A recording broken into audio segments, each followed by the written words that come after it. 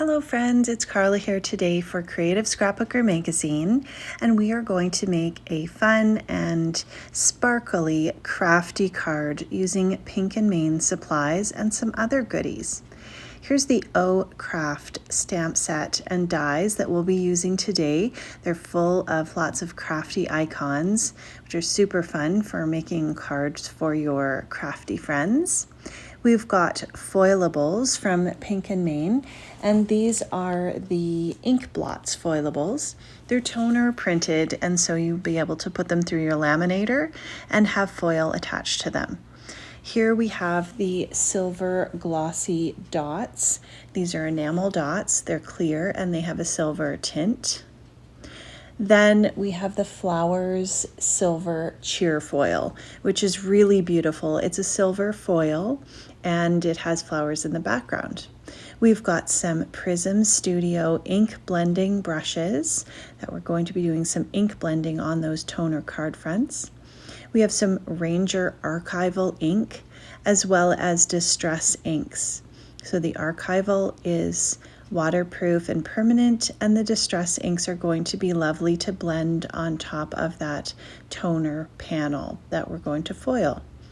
We've got Scrapbook Adhesives by 3L, a tape runner, as well as some foam squares. And then we have some Zebra ClickArt markers, which are some of my favorite markers for watercoloring with. And I grabbed the Decofoil craft carrier sheets for using in my laminator.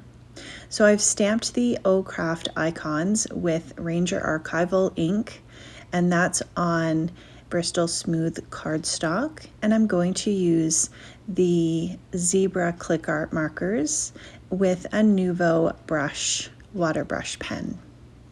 I'm picking out 3 different shades in the blue, and I do that with each of the colors.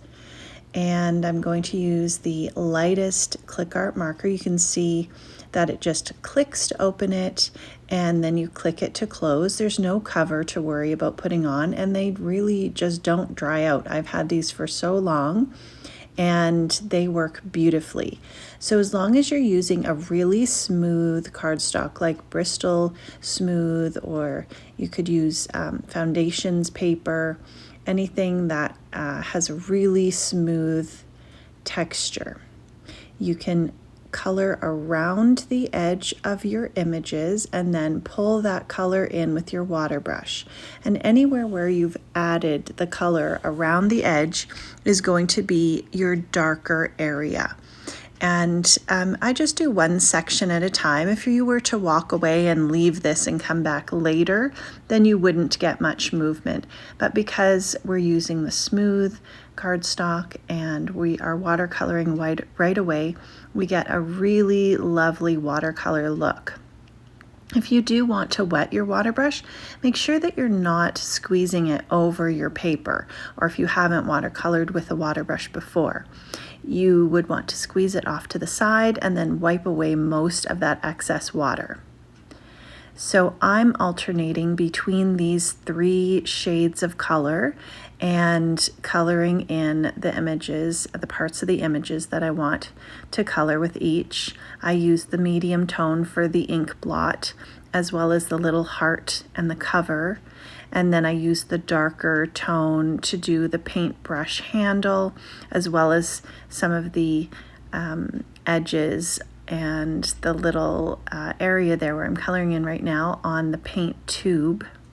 And the lighter one was just used to color in the main area of the paint tube there.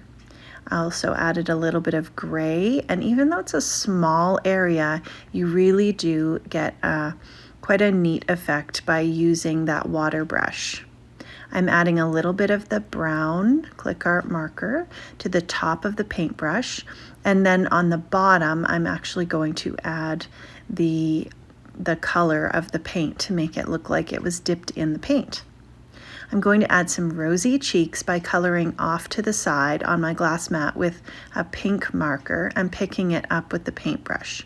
And that's because I don't want a dark pink spot on the paint there. to do the cheeks. I really want it to be a little softer. So the same thing with this orange little paint tube. And what I realized is that I put a little more than I really wanted to around the edge, and it got a little bit darker, but I wasn't too worried about it. But I think just being conscious of, if you want something a little bit lighter, you're going to put a little bit less ink, marker ink, around the edge. And this is just really just playing with it and seeing what you like. Now, I didn't have a darker orange, a third darkest orange, so I actually mixed the medium orange and a red color together, and just did that by layering them on top of each other before I used the water brush. You can also blend these off to the side and have some really neat effects, but don't be afraid to do some blending while you're doing some coloring or adding a different color before you blend it out with the water brush, just to get a different shade. I also wipe my brush off various times on a paper towel just to remove some of the ink, and that way you can get a little bit lighter color. You can control, whether you want a little bit of shading or highlights. And then I again go to the pink, and I've got 3 different color pinks there, and do the same thing with the 3 different shades.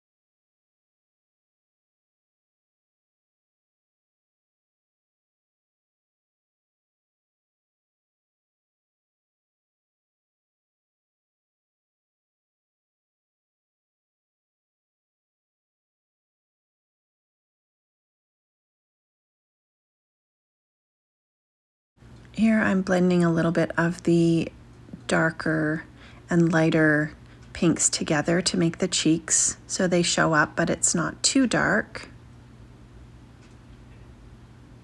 And I just love the look of the little rosy cheeks on each little paint tube. The dies that come with this are really great and detailed. So I'm adding them to each of the images, and I love that you even have the dies for the sentiments in the set. Now I'm bringing in my OLFA cutting mat, as well as the OLFA grid ruler and the cutting knife there, the craft knife. I'm opening up the Cheerfoil, and I want to cut a little bit of the foil. It's 6 inches wide, and I'm going to cut it at the 4-inch mark. And I want to use this to go over the panel. So I'm turning on my mini Mink here to level 2, and I have the craft carrier sheet, which is non-stick on the inside. It is really great to have on your workspace if you have kids doing anything and you just want to protect your space or from yourself, which I usually end up making a mess, but they're also perfect for using in your laminating machine. So I just added that Cheerfoil right on to the top of the Foilable toner printed card front there.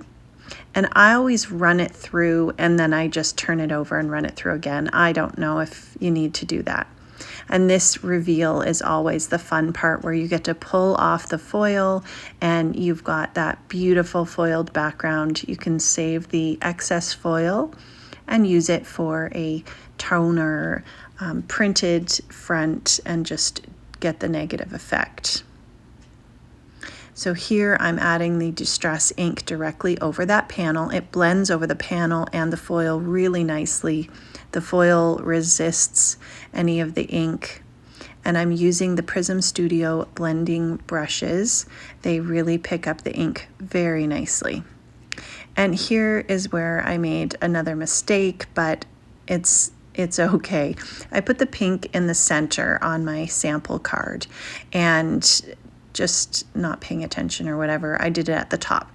And I was going to redo it, but I just thought, you know what, I think it's fine. And I was just careful not to blend the orange and the blue too much together. They create a little bit of a green, which is fine. And I just thought, you know what, sometimes we do things and it's not perfect and it's okay. I sprayed that with a little bit of water, let it sit for a minute, and then use some paper towel to pick it up. And you can see a little bit of that water droplets reacting with that Distress ink. And then as I heated it with the heat gun and dried it, they popped even more on the background. So I really liked that effect. I've got Prism Studio Scallop Edge Nesting dies, and I cut some of the Pink and Main cardstock with it. And then I'm going to use the Scrapbook Adhesives by 3L tape runner to apply that to my card base. And here's where I made another mistake, but I just thought, you know what, we're gonna leave it in because these things happen. I'm using the Zebra mechanical pencil, which I really love, very fine tip. And I used that to mark off where I wanted to cut. But what I didn't realize was that I was trimming off too much of the blue. So I decided to tape that part back on instead of restarting or having it look really uneven. And then I'm going to actually trim it more evenly off the top and the bottom. So I think, you know, in the end, you'd never be able to tell. And sometimes we can just salvage those things and make them work. I could have also cut it into a smaller panel as well, but really I think this totally worked. So I just end up gluing that on, and I'm going to stamp my greeting with Distress Oxide in the Crackling Campfire, the same color as the ink that I blended on, but I find that the oxide is a little more opaque when you're stamping. And then you can see those dies fussy cut that out or cut that out perfectly with that bubble effect. I also really like using these Elizabeth Craft Designs tweezers to apply my images when I'm trying to get them in a certain spot. So when I have a lot of images like this, I like to place them on first so I know where I'm going to put them, and then I can go ahead and adhere them down. So once I kind of decide I've got them in the right spot, then some of them I pop up, and then some of them I can glue down directly. So I'm going to put these little paint tubes and add some of that Scrapbook Adhesives by 3L squares to them, the foam squares, and just pop them up. The paint splats I'm going to glue directly down to the background, and then I'm going to pop up the paint brushes as well. I could have also used the Scrapbook Adhesives by 3L foam strips. Would have been great for these paintbrushes, and they are really very thin and work well too. I'm going to use the craft knife to apply these silver glossy dots onto the little paint tubes, and I find the craft knife just helps you place them, and you know, you don't have them stuck to your fingers. And then this touch of gloss is one of my favorite accents to add to the end. It's just a glossy clear finish, and I thought it looked really great with the paint effect. So here's a look at both of those cards. I think they both turned out great, and I had a lot of fun making them. I hope you'll check out some Pink and Main products and all these other goodies that we shared with you today. I hope that this has inspired you to do some crafting and that you have a very crafty day.